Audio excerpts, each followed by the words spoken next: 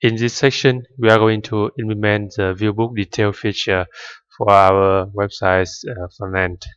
Let's review the user interface design for this feature.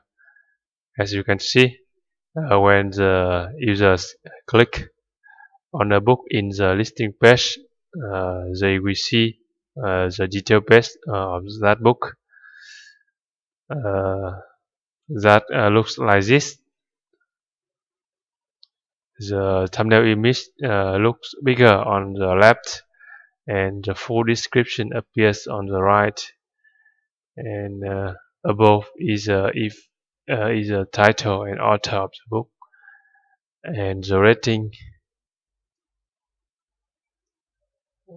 stars, and the price, and add to cart button, and below the book details is a customer review section.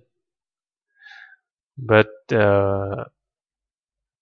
in this section, I'm going to show you how to implement only the book details, and the customer reviews we will implement later in this course when we come to code the customer and review modules. So